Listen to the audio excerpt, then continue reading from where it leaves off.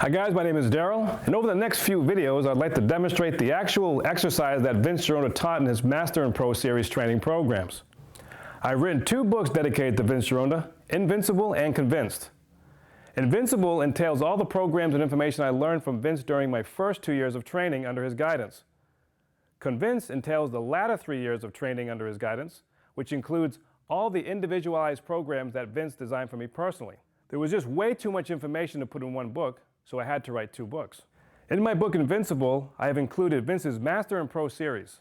I followed the Master Series for the first year of training and then followed the Pro Series during my second year. Both these programs were available as a mail order program. Now Vince was a great teacher, however, he didn't always have illustrations of the exercises, which made it very difficult to sometimes understand and execute. Fortunately, I could always contact Vince at any time to help explain the exercises and go over the programs. In Invincible, I have taken all the programs I performed and illustrated them with pictures of the exercises to help people get a better understanding of how to do the exercise. However, even with pictures, it can still be difficult to execute the exact form of the exercise. I've had many guys who have purchased my books ask me if I could do video demonstrations of each exercise. So that is what I have decided to do. These videos are for those of you who have purchased my book Invincible. I will be demonstrating the exercises as written in Invincible, one program at a time. This way you'll be able to refer to these videos anytime during your training. Now I will not bother with explaining the reps, sets, and actual format of the programs. Since you already have the book, you can follow the proper instructions as written in the book. If you don't have a copy of Invincible or Convinced and would like to follow along with the programs, you can order a copy from the link below or visit me at my website at www.darylconner.com.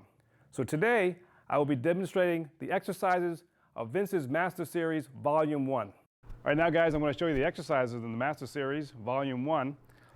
And if you're following along in Invincible, it's on page 133.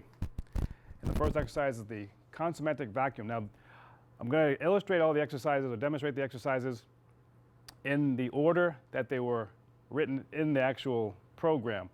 Again, I'm not going to go over the reps, sets, and the tempo and all the ins and outs of the actual program. I'm just going to demonstrate the exercises for you. So again, if you're following along in the book, you can read all that and you can just follow along with that. All right, so the first exercise is the Consommetric Vacuum. So what you want to do, you want to get on about a 16-inch bench. You want to put your hands on the bench. You want just a slight little bend in the knee. You want to drop your stomach down so your back arches here between your thighs. And then you're going to inhale here. And then you're going to exhale. And as you exhale, you want to round out your back and pull your abdominals as tight as possible. So it looks like this. And you round out your back. And then you come in, inhale. And then exhale.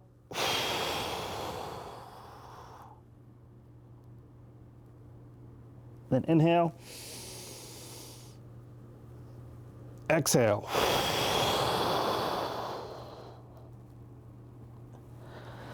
So you want to pull in the abdominals as tight as possible, and you're going to hold the end part for 3 seconds. So you come back in on the inhale, you arch the back, exhale. Inhale.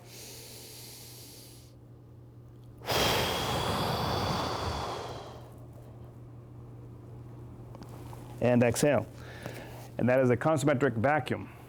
All right guys, now I'm going to demonstrate the Consommetric Double Up.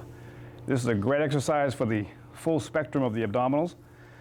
And so what you do is you're going to lie down here, hands behind your head, and you're going to bring your knees down just a little bit, no more than 8 inches or so. And then you're going to exhale, and as you exhale, you're going to pull your knees in, trying to almost touch your forehead. Believe it or not, if you can, if you're flexible enough. And then you're going to bring your elbows to the knees, and it looks like this. So you're going to inhale and exhale. And then inhale, exhale, inhale, exhale, inhale, and exhale. Now the key to this is that you want to exhale through pursed lips, so like that, getting all the air out, and then you want to hold the contraction for 2 seconds, and then you release. And so when you release, you're only really releasing about 8 inches.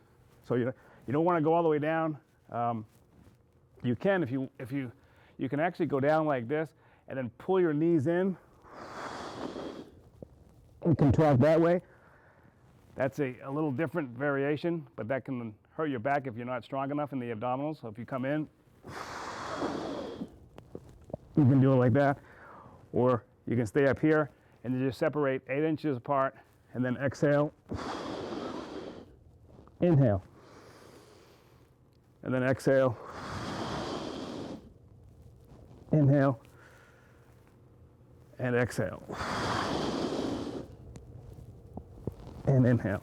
And that's the Consommetric double up. All right guys, the next exercise I want to demonstrate is the fulcrum push-up. Now this is a great exercise for developing the chest, especially the low part, sweep of the chest.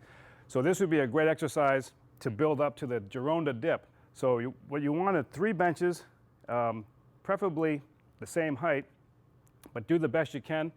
You can use a box or something that's stable for your feet, and then you want to have 2 other benches that are parallel to each other. And with this exercise, you want to put your feet up on top of the back bench, and then you want to be able to keep the benches far enough away so you can get a good stretch, so it's a little bit more than shoulder width apart. And then what you're going to do is you're actually going to drop your knees. So you're going to drop your knees as you're kind of dropping into the benches. So it looks like this. You're going to go down here until you almost get parallel to the floor, and then you exhale, you come right back up. So you drop your knees down, come down to stretch the pecs, get down, and then back up. So inhale as you go down, stretch, exhale, then you inhale, drop your knees down, exhale, and again inhale, drop the knees, and then exhale. Just like that. When you come all the way up, don't come up to a complete lock of the arms. So we want to avoid synop. So you want to keep the elbows slightly bent when you're coming up. The key here is that stretch. When you go down, you get the stretch, and by dropping your knees down like that, you'll get a tremendous stretch to the pecs, especially the low line of the pectorals, but also it keeps your back from getting crushed or hyperextended when you go down. So your knees kind of help stabilize your hips and keep your spine in the right alignment. So when you get the chest to stretch and contract, it's much more isolating on the chest than just keeping your legs straight. So if you keep your legs straight, it will look like this. It just does, it's very hard on you actually. It's almost more stress onto your shoulders. So when you drop down with your knees, that just kind of sets up the stretch for your pecs, and then you come up. So it's very similar to doing a dipping motion. So it's very important to drop your knees down as you're going into that stretch. And guys, that is the fulcrum push-up. All right guys, the next exercise I want to demonstrate is the 25-degree incline dumbbell lateral fly. Now this is the actual bench and dumbbells that were at Vince's gym, so I love demonstrating on this stuff. So if you ever have seen Kay Baxter and Vince working out on YouTube, there's a video on ironguru.com, and you can actually see Vince and Kay Baxter working on this actual bench. And the cool thing about this bench was it's made out of wood and leather, but this is how Vince would have his incline bench made. He just had a block of wood here, and so different levels, and that's how he got his adjustable bench. Now this is the 25-degree position that Vince talked about a lot in his literature, especially his books and his programs, and this is how you get it. So you want this angle.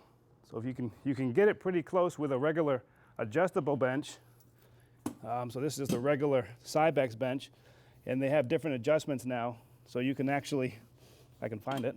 So you can get pretty close to the same angle, except for with Vince's benches, they were nice and long so you can get your whole body on it, and you didn't have this kind of a a break in the pads here. So that's the difference between the modern day adjustable bench and Vince's benches. So he was way ahead of his time, and he knew what he was doing, because you don't see benches like this anymore. And that bench is actually probably about 70 years old, I think, and it's made it through all this time.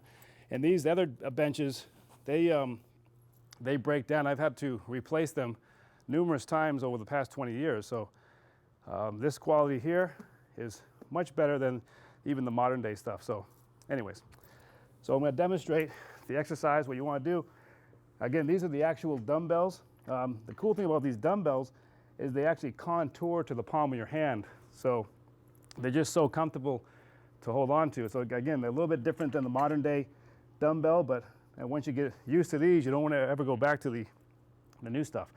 So what we're going to do is grab the dumbbells, and then the bench is long enough to keep your feet up on the bench. And so you want to lie back, keep your head down, and then you want to bring the dumbbells. So this is a lateral fly. So the dumbbells are going to come out to the side like this, so the bells are facing each other. So your palms are facing each other, and then you're going to get the stretch to your pectorals, and then you're going to push up, exhale, and touch all bells together here at the top. And then you come back down onto the stretch. Inhale, and then exhale, and then inhale, exhale, inhale, stretch, exhale, touch all bells together, and then inhale, and stretch, inhale, exhale.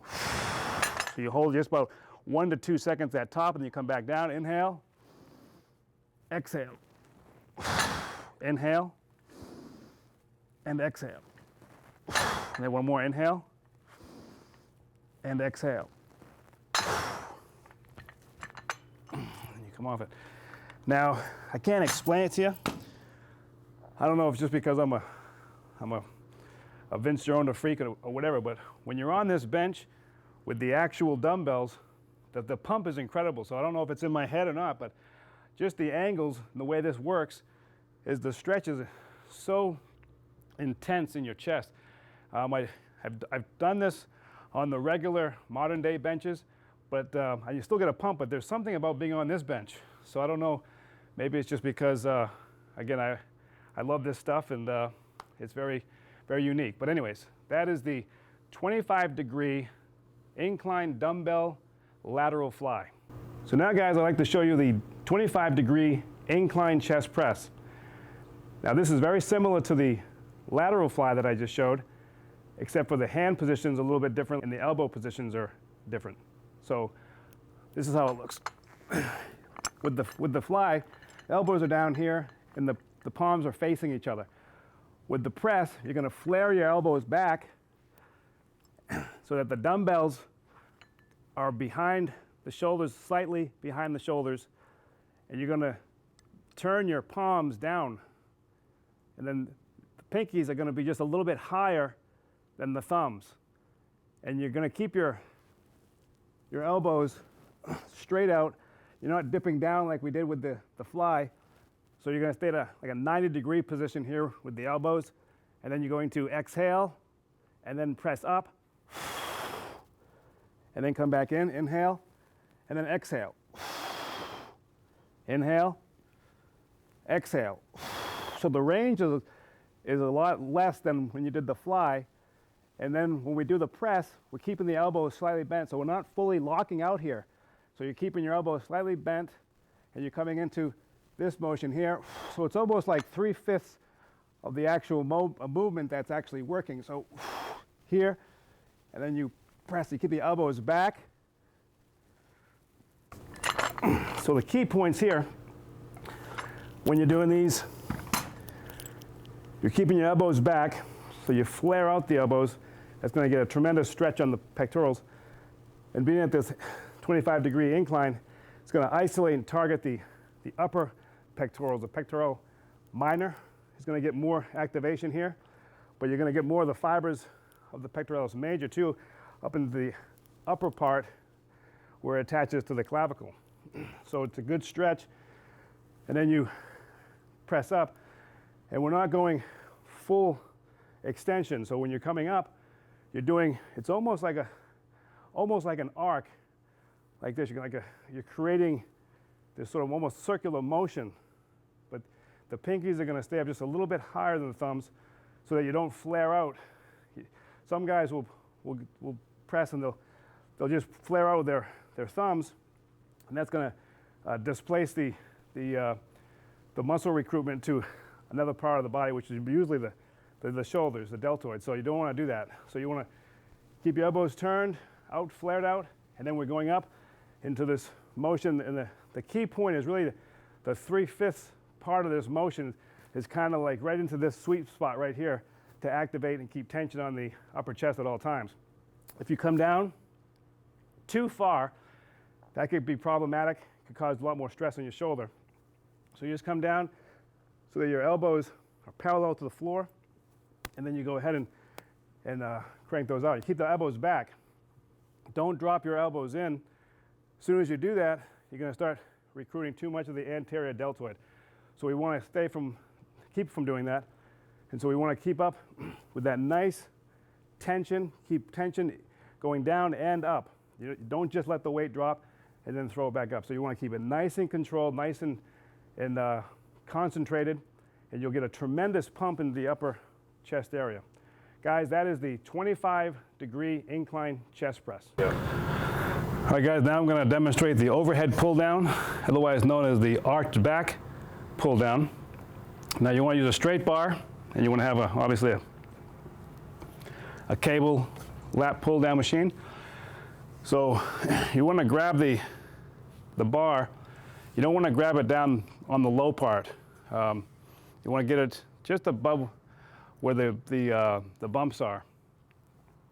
You're going to sit down. Now you're going to lean forward into it. So a lot of people will be back here doing it. That's no good. So you want to lean forward, and then you're going to, as you begin to pull down, you're going to keep the elbows back, and the chest is going to come up toward the bar. So you're going to come here, and you're going to pull down, and then just about when the bar is about to hit the head, that's when you're going to pull your chest up, and then pull the bar down to the low pectoral line.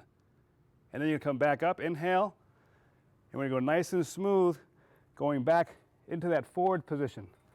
So it's going to be an exhale, elbows back, pull down, and then contract as hard as you can, bringing the bar down to the low pectoral line, and then come back up. Inhale, and then exhale, pull, pull, chest comes up, and you pull down into the back, get an extreme, intense contraction, then come forward. Then you exhale, the elbows back, chest is up, low pectoral line, and then come back in. Inhale, and then come back, and right there, and then come back up. So the key is when you're pulling down, the back, the scapulars are beginning to catch, and then they retract and then depress. And that's the key to developing that real intense contraction in the back. So when you do this, you want to lean forward, and then your elbows are back, pulling down, contracting, retract the scapulars, and then depress them down, and then touch the bar to the low pectoral line. When you do it correctly, the contraction is really, really intense.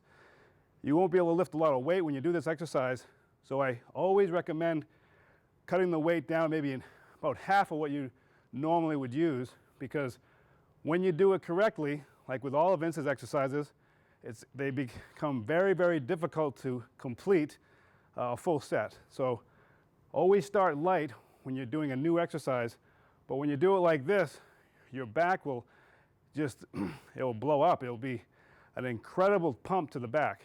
So that's the overhead pull down. All right, guys, now the next exercise I'm going to demonstrate is the long pull. Now the long pull requires a cable that's about, that has to be 6 feet high. And then you want to use this type of a handle. If you don't have one like this is the actual design that was at Vince's gym. And so it was designed like this so that you could get your head through.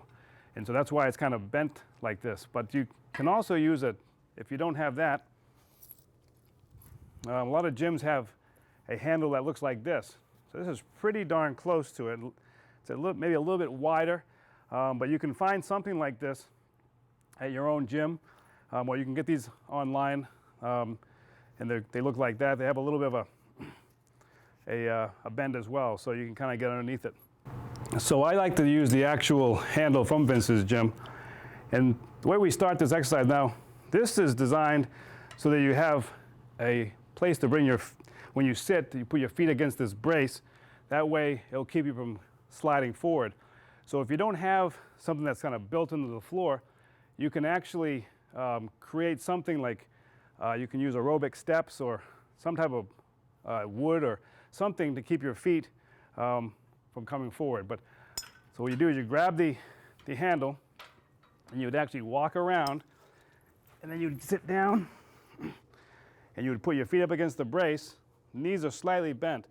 Now this exercise is very similar to the overhead pull down in that we're gonna lean forward and we're gonna pull in that position, and then we're gonna pull back as we pull the bar down. So what you wanna do, you're gonna get your head down between your arms into this position like this.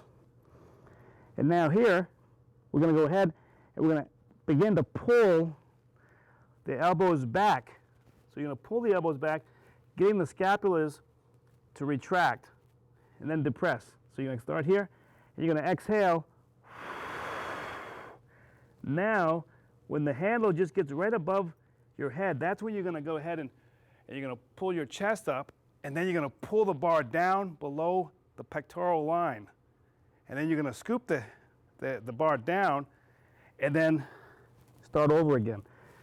So it'll look like this in real time. So you exhale.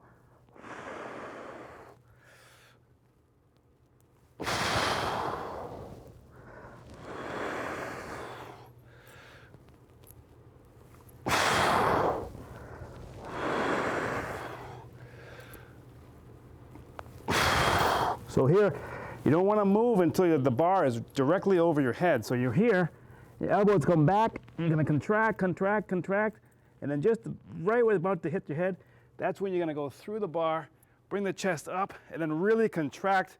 You want to lay on that contraction, and then drop your hands down, scoop, and then come back up. So it's exhale, chest up, contract, lay on it, and then come back down. Here, you want to exhale, chest is up, get a real strong contraction, and then drop down, and then scoop back up. So when you do this exercise correctly, you're going to get a tremendous pump to the back. It takes a little practice, and it has to be nice and controlled. You don't want to rush through these exercises at all. You want to get the movement down. You want to really figure out what you're trying to do by bringing those elbows back. You want to feel the contraction. You want to feel those scapulars retract, and then they're going to depress down, bringing all those muscle fibers down into a tight contraction.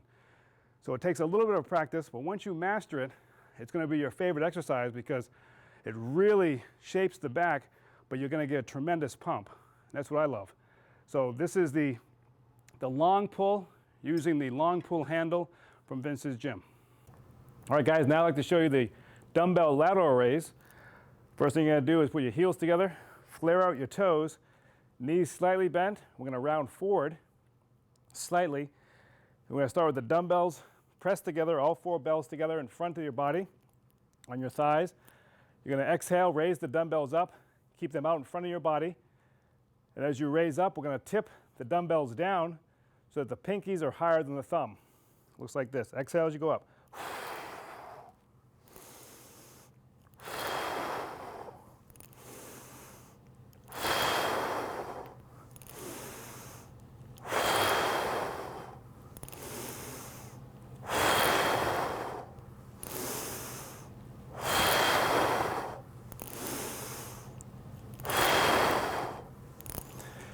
So the key points here, that you want to keep the dumbbells slightly in front of the body so that they're not directly to the sides of your body. What that means is, like, some guys will go like this, and they'll do a lateral raise like this, and then they'll sit back, and they'll pull up like this.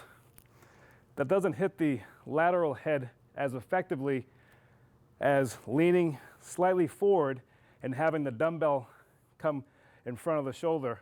As you go up, you tip the dumbbell down so that the pinkies are higher than the shoulders, and that's going to allow you to have more stress on the lateral head of the deltoid. So what this exercise enhances is the development of the lateral head of the deltoid. So it creates that nice sweep to the shoulder. And so it creates that illusion that the shoulders are really big, but it makes your symmetry look even more impressive because it really brings the width of the shoulders out. And so then as you taper down to your abdominals, you get this really awesome effect to your physique. And so, again, the key points here, when you come up, you want to stay in a rounded out position here. You touch the bells to the front, raise up, and you turn them as you're going up. You're going to turn those pinkies upward as you go up. You're going to hold and then come back down. So you exhale, then inhale. Exhale, inhale. And so that's the motion we want to try to create, is this fluid motion, nice and smooth. You don't want to go too fast. You don't want to bounce. So you don't want to get crazy and lean back and start using other muscle groups to help with the exercise. Guys, that is the dumbbell lateral raise. Now, guys, I want to show you a controversial exercise called the upright row. Now, the upright row is an exercise that, if it's done incorrectly, it can cause shoulder structural damage.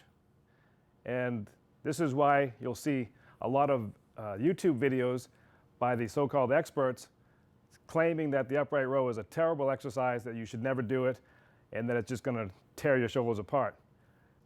So I agree with that philosophy, but I think that a lot of people don't understand the upright row that Vince Gironda taught. It's a totally different exercise than what is being done in most gyms. So the regular upright row, the one that's more dangerous, is the idea is that your elbows are down, so your hands are down into this position. You bring your hands close together on the bar, and then you pull up close to your body, and in this position. And so that doesn't allow the normal function and the range of motion through the shoulder joint, and that can cause some restriction, which can therefore cause some structural damage. And so I would never recommend doing that exercise just for that reason. But the correct way of doing it is that when you lift something up off the ground, like off the table or something, we're kind of reaching like this. So this is a normal function of the shoulder. You know, the body has to adapt to this movement. Otherwise, we wouldn't be able to pick things up. You won't be able to pick your child up from the ground, or, you know, a ball or whatever, a rock when you're doing yard work, so on. So then the normal progression and the function of the shoulder is that it allows us to kind of pull up like this. So this is, every time you do that, it's kind of like an upright row. So every time the elbow abducts, it's going up like this, you're doing shoulder work. So the idea of the Gironda upright row, it keeps that in consideration so that you don't cause the impingement and the structural damage in the shoulder, like the restricted, close to your body, hands together, in this type of position. That was never discussed or designed by Vince himself. So there's a lot of controversy, because when people talk about upright rows, when they're talking about Vince's programs, they assume that it's this one that's close to the body, and then they bunk it. So I'm going to clear that up for you right now. This is the correct way of doing the upright row that Vince taught us. Now, I've been doing this for about 30 years or more, and I've never had any issues with it. In fact, it's a great exercise, one of my favorite exercises for building the lateral head of the deltoid. Now, what you want to do here, you want to keep your heels together, and then you flare your toes out, keep your knees slightly bent. You're going to rest the bar onto your thighs, and then you're going to grab the bar about shoulder width apart. Now you want to round out the body. So you don't want to be standing straight up. We want to round out the body so that the elbows are slightly forward of the shoulders. Now you're going to look down. What we're going to do, you're going to pull this up as high as you can, preferably up to the chin. And we're going to keep the bar away from the body, so about 12 to almost 18 inches. And so you're going to raise up, and then you come back down. And down.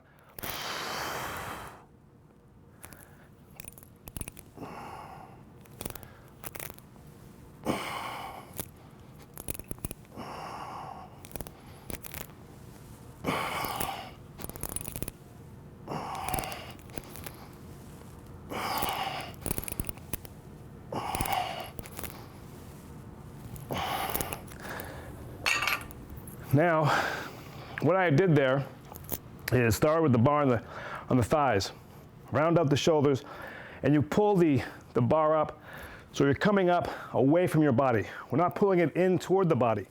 That's where the mistake is. So a lot of guys will pull in close here. That's going to restrict the functional movement of the shoulder. It's going to cause a impingement syndrome on the shoulder. So we want to keep the bar out, away from your body. So whatever range that might be, depending on your shoulder width, is that, for me, I kind of find a sweet spot between 12 and 18 inches out, away from the sternum. And then, if you notice, I looked over to the deltoid, come down, look over to the deltoid. So what I'm doing is I'm always creating that sort of mind-muscle connection, trying to focus on what we're trying to work, the lateral aspect of the deltoid.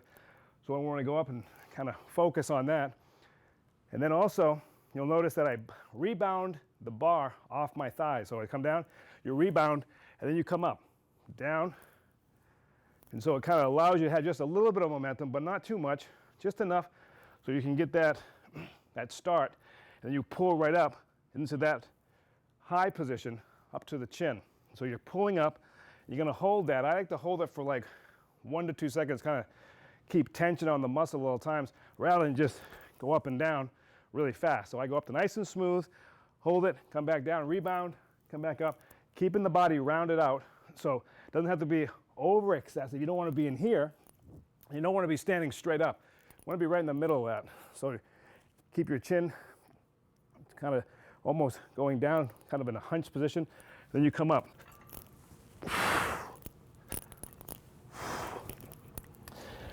And once you kind of get used to it, it's a great exercise because you can really feel the lateral head of the deltoids really firing and kind of connecting to the movement. And again, it's extremely safe because this movement right here is a functional movement of the shoulder. You know, we can't live without, you know, that type of a position. So if I'm lifting something up, if I'm lifting a grocery bag out of the car, you know, all these things. When you pick up your golf bag, you're going like this, so we're going to be in a functional world doing upright rowing on certain things throughout the day. So it's impossible never to lift something in this position. I mean, we don't just get down and always are lifting up in like this position. So this movement with the hands that are further away from you is much more natural for the shoulder joint, and also we're not causing that impingement. Again, when your hands are really close and you're coming too close to your body, that just doesn't work at all, and that's what you're going to cause problems. And that's where the upright row kind of gets a bad name. But once you kind of get used to that movement away from your body, it's much better, much more isolating, and again, you'll get great development off this exercise. So guys, that is the Vince Gironda upright row. Hey guys, now I want to show you the power leg extension. Now this exercise, there's a lot of controversy about the leg extension. A lot of physical therapists and fitness experts, they'll say that this causes too much shearing force on the knee, and they'll say that the tibia drops down, and that just is not correct. What happens is that when you go up, if you go into a full extension, the tibia and the fibula kind of cross over at the top, and so that can cause a problem to the knee. So that's what we want to try to avoid. But the leg extension itself is a great exercise if done correctly. And this is how I learned it from Vince Gironda. And last year I broke my leg, and this is an exercise that's really helped my leg get stronger. So it's something that I always do. I've been doing it for 30 years, haven't had any problems with it. So this is how you do it. You want to start, and the best thing you want to do is you want to have a bench like this. This is just a relatively cheap bench, but it doesn't have a back pad. A lot of the other high-end leg extensions are like a chair. They kind of have a back pad to it, and so you really can't maneuver yourself into a extension. So you want to have no back to this, and you want to be able to lie back. And so the way this one looks is you want to hold on to the sides here. You want to start leaning forward, and then you want to exhale. And as you exhale, you're going to come back into a full extension. And then you come in, you inhale, and you exhale. And so when you go back, you don't want to go into a full extension with your leg, just so you would just avoid that top end part where the tibia and the fibula will actually cross over. So if you stay about 10 to 15 degrees off of that, then you'll have no problem to the knee. And so you exhale, and you want to get that full extension. Inhale, lean forward, exhale, and you hold for about 1 to 2 seconds at the top. Inhale, exhale, inhale, and exhale. So the key here is that you want to be able to lie back to get full extension of the leg. And then when you start, you want to be into that leaning position, and then you get more power as you go back. And so that's the power leg extension that I learned from Vince Gironda. All right, guys, now I'm going to demonstrate the 45-degree hack slide. And so this platform is at a 45-degree angle. And what we want to do here is, now this platform can raise up and down. So if it's a fixed platform, and if it's not 45 degrees, this might be a more difficult exercise to perform. So you might want to omit this one, especially if you can't get to that 45 degrees, because if anything's steeper, or you could end up hurting yourself. So what you do here is you want your feet to be about 16 inches apart, heels together, and you want to keep your feet up on the platform. So they're raised up on the platform here like this. And so your knees are sort of in a flared plie position. And then you come up. Now, typically when I normally would do this exercise, I could actually go all the way down. But since I'm still rehabbing my knee, I can't go all the way down. I'm getting there, but not as much as I'd like at this point, but I'm still working on it. So typically this exercise will require you to go all the way down, but I will do my best to demonstrate. So you go heels together, toes apart. Now you want to keep your head on your chest. So you sort of round out here. That way you can just keep the back in a neutral position so you don't hurt yourself. And you keep your abdominals nice and tight. And then you go down, you inhale. And you'd exhale and come up. Now again, I do apologize. I normally can go all the way down, but unfortunately, I'm still working on it. And this is usually one of my favorite exercises, but it's frustrating that I can't go all the way back down. So you go down, flare the knees out, stay down, and then you exhale and push back up. So ideally, you want to get down as low as you can and then come up. Now, when you do this exercise, as you come up, you don't want to lock your legs. That's why you stay in this sort of plie position, and it really isolates the contraction, and it keeps those muscle fibers turned on the entire time, so there's no synapse. So it just allows you to really have that intense burn in the legs. Now, you can also do a 45-degree hack squat with your feet up here, and you can drop back down. So if you can't do the 45-degree hack slide that I just demonstrated, then you can do this one where your feet are out on the platform, and then you could come down as low as you can and then come back up like this. It's going to hit the quadriceps a little differently than the one I demonstrated. The one I demonstrated hits really all 3 points of the quads, and you get a really awesome pump, but it really defines the legs in a tremendous way. This way is great, especially for like someone like me who's going through rehab, that it allows me to work on the quadriceps and get full range of the quads and flexibility as I work through my rehab, and so that will also help develop the rectus femoris muscle pretty good, and the vastus lateralis. Not as much on the VMO, the vastus medialis. When you turn your legs out with your heels together, that really gets that teardrop, that VMO, that vastus medialis oblique muscle, and that's tremendous for definition, especially in bodybuilding. So with your feet out like this, it's going to work really isolate on that, and then when your feet are up here, you're going to work more the rectus femoris and the vastus lateralis. Both really good exercises, so choose which one works best for you. And if you can do both, then work with both of those. Guys, that is the 45-degree hack slide.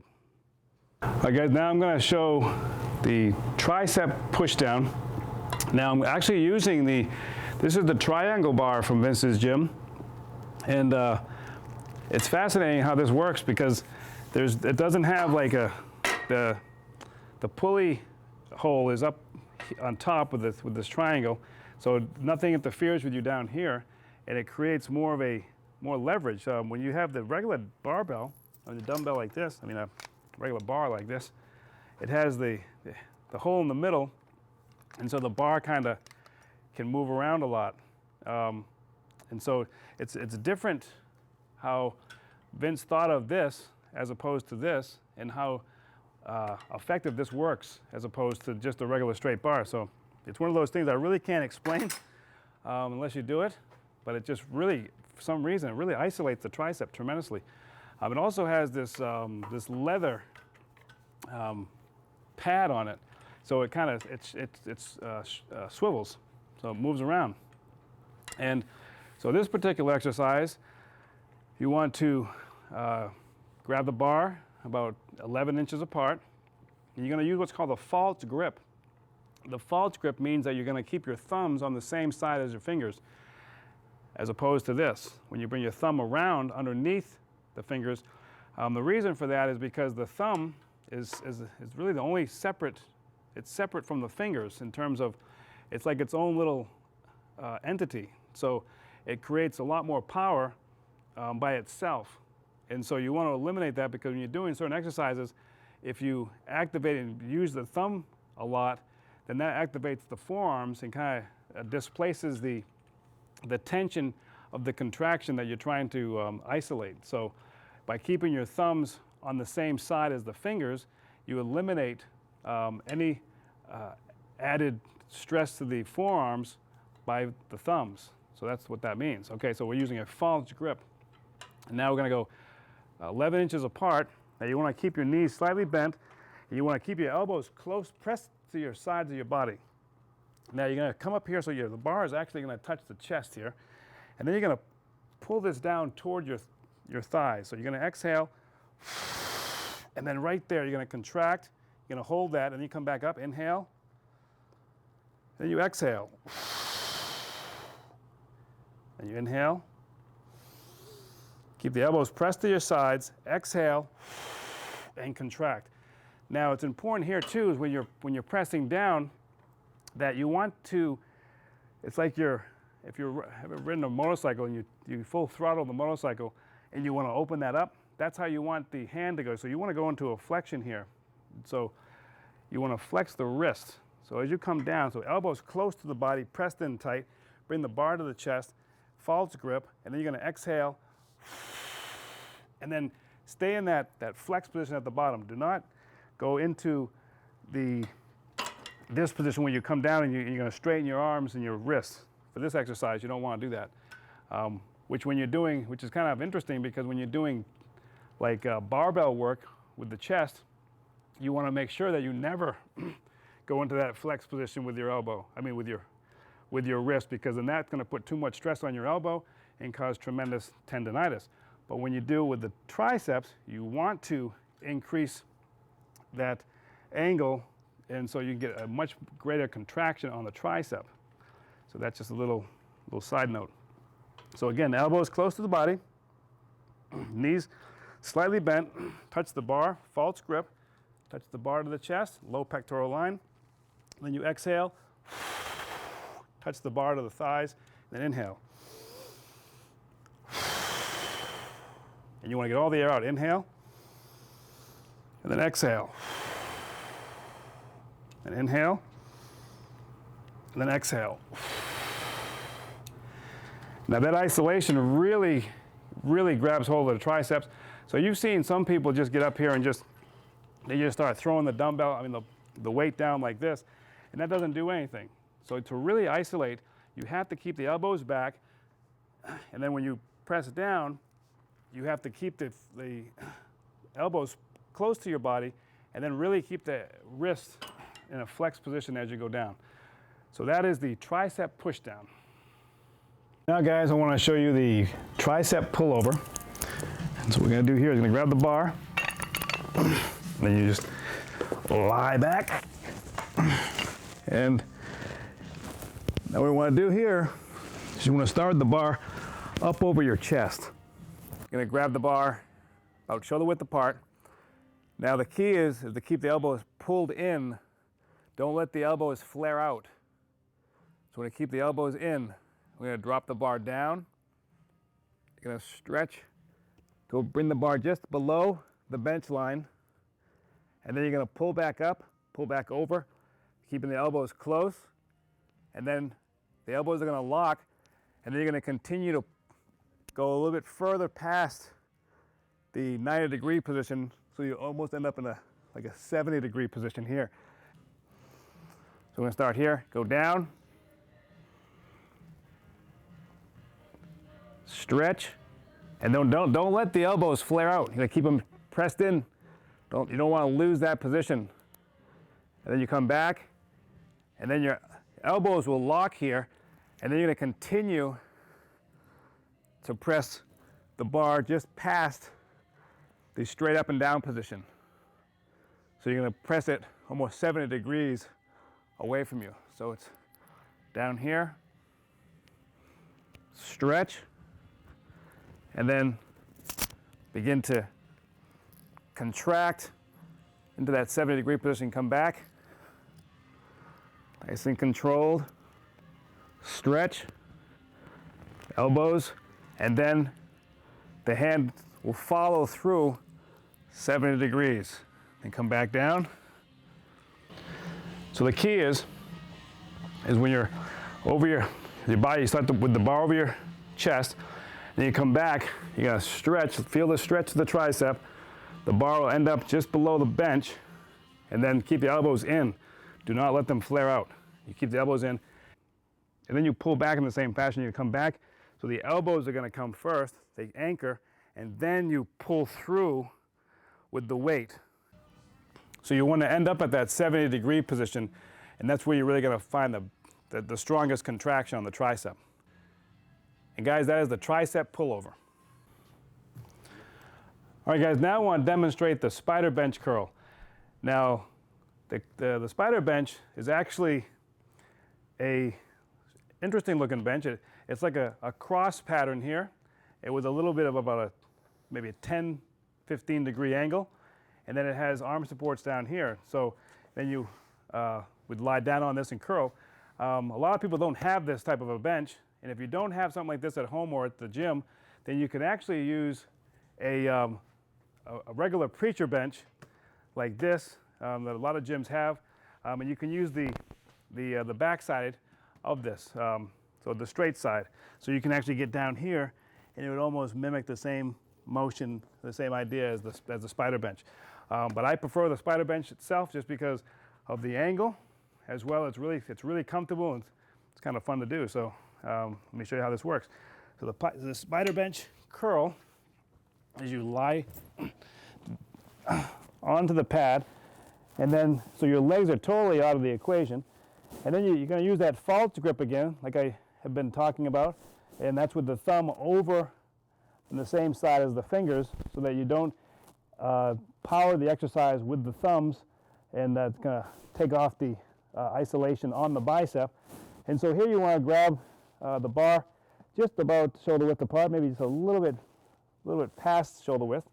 So you get comfortable. Keep your elbows pressed against the pads, and then we're just going to curl this up to about a 90-degree position and then back down. So you inhale, then you exhale. Inhale and exhale. Inhale, exhale,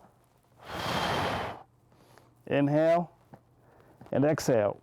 Now what I do is I go down, and then I'll straighten the arms out, and then I'll curl the wrist first. So I'll curl the wrist, and then I'll continue curling the arm up. It just isolates a little bit more onto the bicep when you do that. Inhale, exhale, inhale, and exhale. Now, on this particular movement, the idea isn't to come all the way up and trying to touch your chin like you would with a preacher curl. The spider bench is designed to develop the peak of the bicep, and so you only need to go 90 degrees to get that full contraction of that peak of the bicep.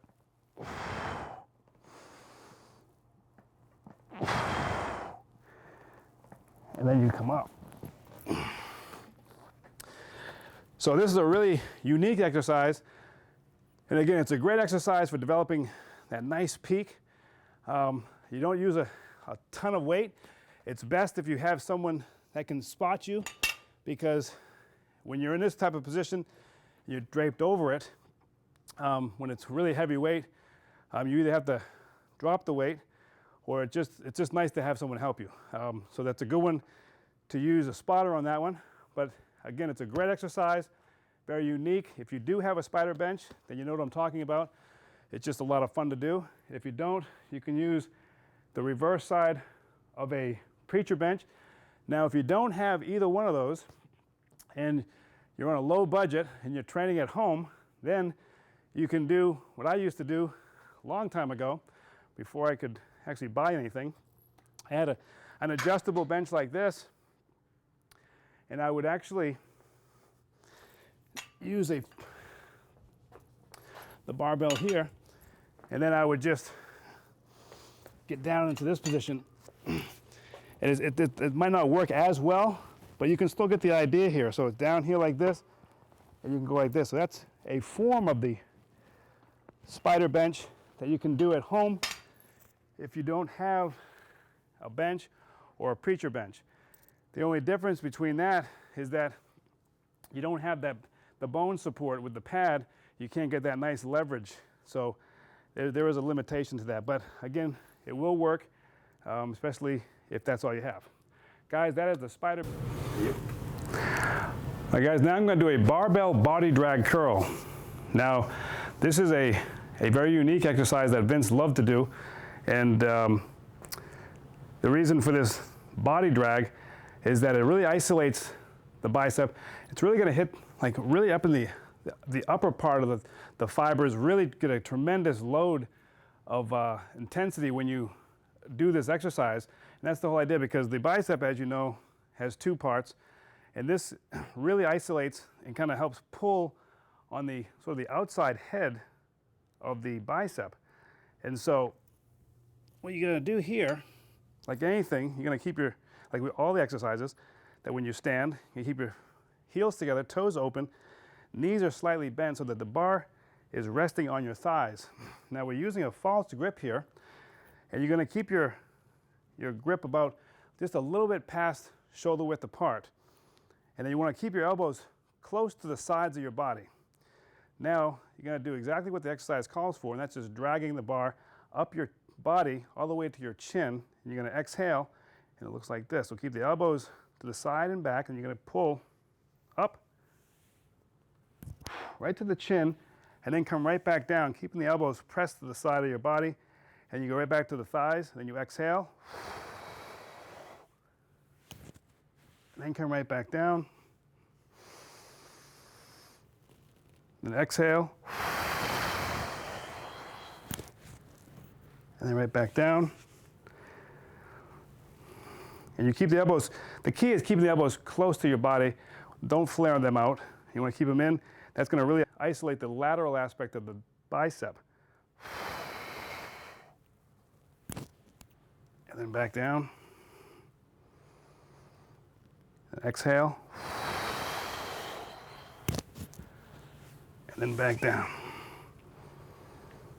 Just like that. So the key points here are starting with the barbell against your thighs in this position with your knees slightly bent, heels together, toes apart, elbows stay close, don't flare them out, keep them close, and you're gonna keep your grip. So when you if you hold your bar too close, with your hands too close, you're gonna flare the elbow. So you're gonna pull. I want you to pull to that point and find that range that works best for you to keep your elbows close to your body. And then as you drag, you're coming up, touching the bar all the way up to your body, up to your chin, and then right back down. It's a very isolating exercise. So again, if you're used to doing heavy dumbbell curls with a barbell, where you're sort of throwing your body into it, I would recommend dropping your weight in half and really working on this isolation. And that's the key to it, is really trying to get that complete form so that you don't cheat as well as use a lot of momentum. So you want to slow your exercise down, especially on the eccentric. So when you're coming down, go really slow, like 4 to 6 seconds coming down, and then you can come up 2 seconds coming up. Hold for 1 or 2 seconds at top, and then back down real slow. Keep your elbows close. Really press them in tight.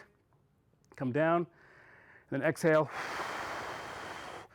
So when you pull the bar in towards your body, what you're actually doing is you're pulling your elbows back. You see, so my elbows go back like this, and that's what's pulling the bicep.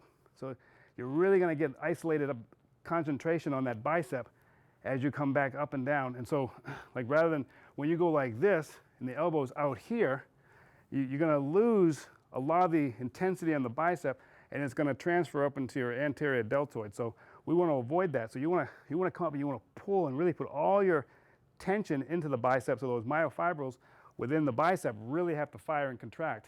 And so that's what's going to create that intensity. And then you come back down and work on that eccentric contraction as you come down, so you can really get that strength that you are looking for. Guys, that is the body drag curl using a barbell. Hi guys, now I want to demonstrate the seated barbell wrist curl. So what you want to do is you want to grab the bar. So you want to be about 11 inches apart on the bar. And you want to rest your forearms on your thighs.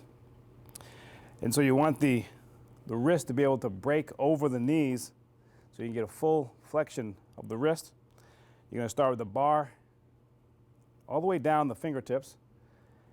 And then you're going to curl up the fingers first. And then we're going to cock the wrist. And we're going to lean into the movement as you contract. And you're going to inhale. You're going to let the bar roll back down the fingertips. You're going to lean back a little bit to stretch the calf. You're going to lean back just a little bit to stretch the forearms. And then you're going to exhale, curl the fingers, cock the wrist, and then contract the forearms and come back down. Inhale. Stretch, exhale. I want to lean into it, contract, and then release. Nice and slow coming down, all the way down to the fingertips. Curl the fingertips, cock the wrist, contract. Then back down slow. So the keys here are just, when you're doing this, you want to make sure that you have good support, that the wrist is able to break over the knees. You want to roll the barbell down, then curl the fingers up, and then cock the wrist, and then contract the forearms. So guys, this is a great forearm builder. Give it a try. Always start with light weight first, and then work your way up. Guys, that is the seated barbell wrist curl. All right, guys, now I want to demonstrate the elevated hip barbell wrist curl. Now this is a unique one.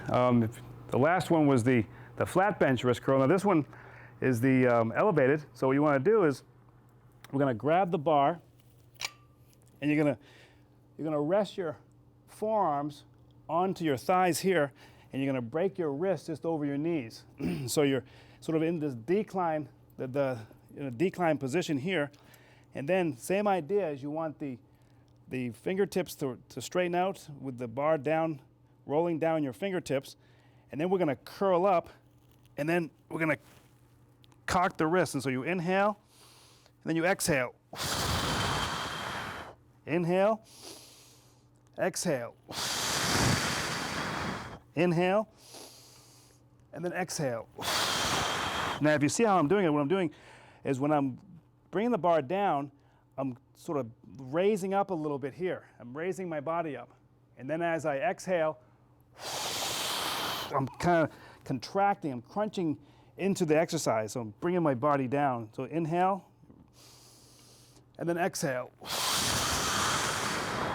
Inhale, and then exhale. And then inhale. So here I'm stretching, and then exhale, contracting. So it's a different angle than the flat bench. Both work really, really well. They both are going to work the forearm flexors.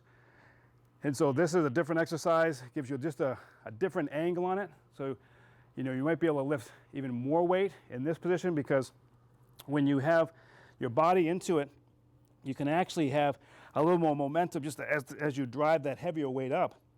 Whereas when you're on the flat bench, you're sort of limited to your wrist in that fixed position, so you're not going to get as much drive from your legs. So this one, you can get a lot more drive from your legs as you're using heavier weight. So that's the elevated hip barbell wrist curl. All right, guys, now I'm going to show a hyperextension. You can find any type of extension table at most commercial gyms nowadays. So the idea is that you're working the erector spinae muscles, the hamstrings and the glutes with this particular exercise. Just going straight out, keep your hands over your head and you go down so you get to a 90-degree position on your hips, and then you come right back up to the extended neutral position. Inhale, and then exhale. Then you inhale and exhale. Inhale and exhale. Now, you always want to come back to the full extension. You don't want to go too excessive and really pull yourself up as high as you can. That's going to cause some irritation on your lower back. So the idea, they call it a hyperextension because you're coming up into a full extension position, but I don't like the word hyper because it sounds like you're going beyond that. And so, you know, it's just more of an extension of the back. So you don't want to, when you do this, you don't want to go down and then come all the way up into this type of a position where it's excessive. That's not going to really do anything for you. So you come down here and then you stay into that. So I'm going back to that neutral spine position. And so that is the hyperextension exercise. All right, guys, now I'm going to show the prone leg curl, or the prone push-up leg curl. You need some type of a leg curl machine that is simple like this, where it's not too fancy, but you want to be able to lie down and have the ability to push up. And so some of the leg curl machines don't allow this position to happen. So just do the best you can, but this is how you do it with this type of a style of leg curl machine. So what you're going to do is you're going to lie down, and then you're going to start with your toes. I don't know if you can see that, but your toes will actually start in. And then as I go up, I flare feet outward. So the toes will go out when I go up. So you come back in with your toes, and then as you raise up, you go out. But then you're going to curl, and while at the same time, we're going to push up. So rather than just do the leg curl like this, holding on, we're going to actually push up and contract, and then come back down. And then you go up, and then back down, inhale, and then up. And then inhale, toes in, and then go out with the toes as you come up. Then inhale, and then exhale,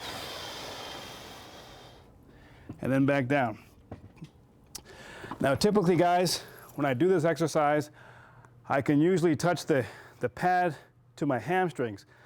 But again, since I'm limited with my knee injury, I'm still working on that. But for those that have really good flexibility, like I once had, I was able to go all the way up. So the idea is you want to bring that pad all the way up to there and try to touch the back of your legs. I'm kind of limited right now, but that's the gist of the exercise. The key points is when you're pushing up, your legs are coming up, so you're engaging the tendon points to drive in closer. So it's going to put more intensity on the myofibrils of the muscle so you can create a much greater contraction, which is awesome. And then also when you're coming up, when you go down, your toes are in, and then as you come up, you open your toes up. You come back down, your toes come back in. So that way you're hitting all three heads of the hamstrings. It's a great exercise. Again, it takes a little practice to get used to, but once you get used to it, you'll find that it will probably be one of your favorite hamstring exercises. So guys, that is the leg curl or the prone push-up leg curl. All right guys, now I want to demonstrate the standing toe raise. Now this one can be done on they actually have calf machines where they have the pads and you kind of stand on. They have it's its own machine, and you can do that. I don't have one of those machines. I like to use the Smith machine for this exercise. So it's real simple. You have a block of wood here, and you want the block to be just a little bit behind the bar itself. And so you want to keep it jacked just a little bit further back, just so you can get a good stretch of the calves. Then you get underneath the bar. Now, typically, just a key point, typically I would always do this barefoot, but just for the demonstration, I have very soft shoes, so you can use like really soft shoes like this that don't have much of a sole. If you have a shoe like a tennis shoe or a hard shoe like a cross trainer, it'll limit the range of motion, and you don't want to use those types of shoes. So I always recommend doing calf work in bare feet. But just for the demonstration, I don't feel like taking my shoes off right now, so we'll just say, just pretend my feet are bare. But anyways, I'm using very soft shoes, so I'll still be able to get the range that I'm looking for, but I do prefer doing this with my shoes off. But anyway, that's a little side note. So you want to go onto the block, and what you're going to do here is you're going to drop down into the stretch, but you're going to go onto the ball. You're going to go up as high as you can on the big toes. So you're going to actually turn, you're bringing your heels in. So as you're coming up, you're going to almost like you're trying to touch your heels together, and then you're going to go down. You separate the feet, go all the way down to a full stretch as far as you can go, and then you're going to exhale, and you come up onto the big toes. You're going to turn in, and you're trying to touch your heels together, and then you go back down. You inhale, stretch, and then come up. You're going to go from the small toe, and then you work all the way up, put pressure on all the other toes until you get to the big toe, and then you bring your heels together. So you go down the opposite direction with the toes. So you're going from your big toe to the small toe, and then you go from the small toe all the way to the big toe, and then you turn in. And you come down, keep the legs straight, and then you come up, exhale, and then really crank on those big toes, and then come back down nice and soft. And so the key points here are when you're coming up is that you want to put all your pressure, so you're going from your small toes, and you're putting all the pressure all the way into the big toe. So you're going up, and then you're going to come back down the opposite fashion. You're going to you're putting all the pressure down onto your small toe, and then your heels stretch, and then you come back up. And so that's how you really develop those diamond calves.